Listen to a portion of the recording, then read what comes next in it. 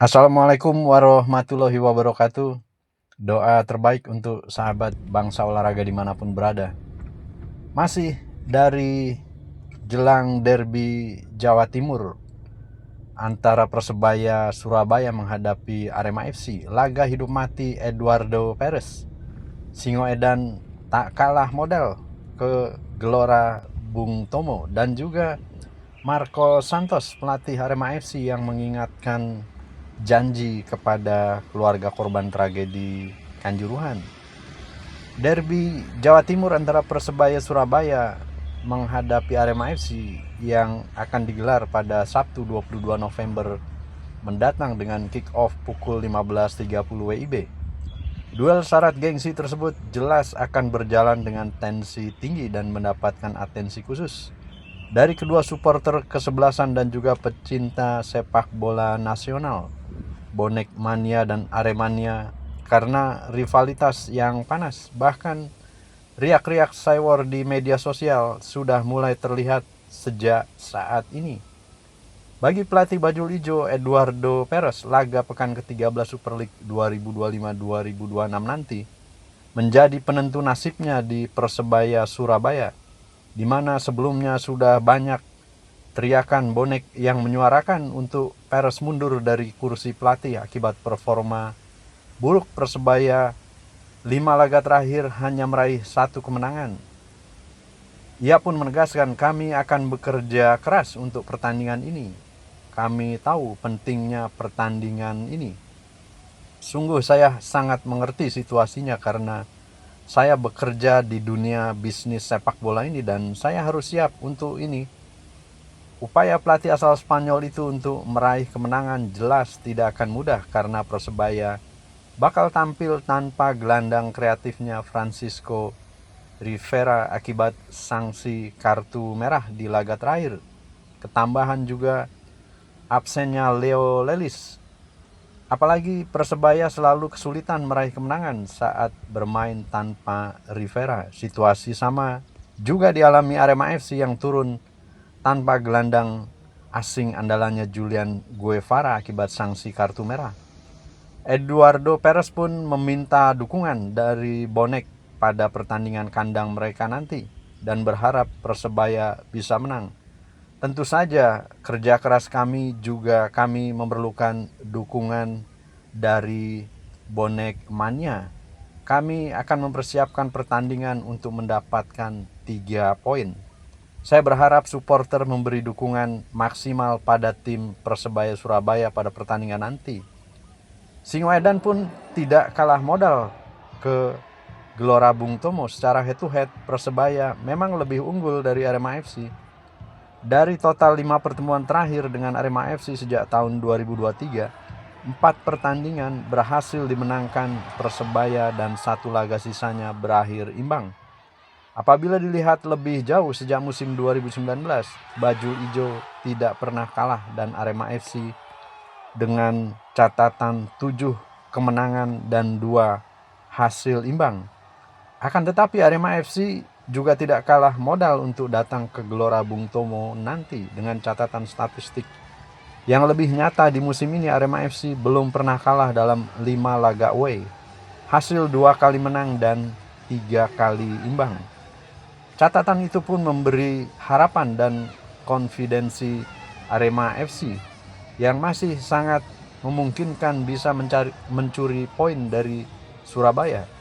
Ditegaskan Marco Santos, kami memang punya catatan bagus ketika bermain away, namun harus tetap bekerja keras untuk mempertahankannya.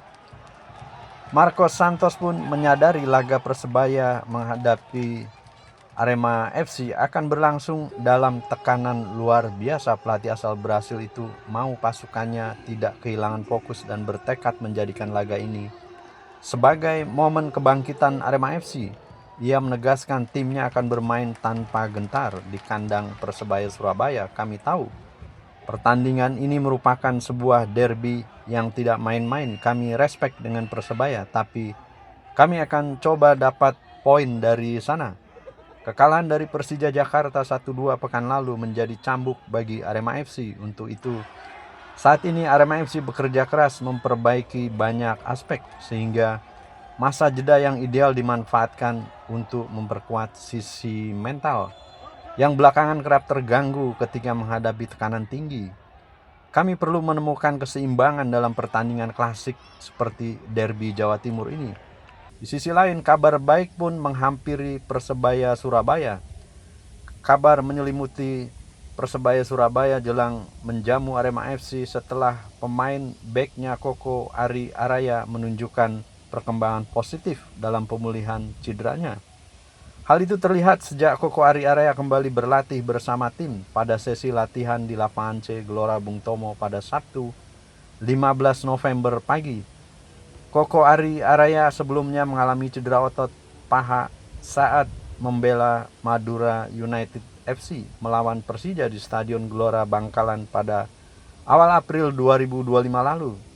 Setelah menjalani masa pemulihan panjang, pemain asal Surabaya tersebut mulai ikut dalam berbagai menu latihan tim, termasuk sesi rondo internal run, small side game, dan sesi pemanasan bersama Bruno Moreira dan kawan-kawan. Tegaskan oleh dokter Persebaya Ahmad Ridhoy, memuji perkembangan kondisi Koko Ari yang dinilai semakin stabil.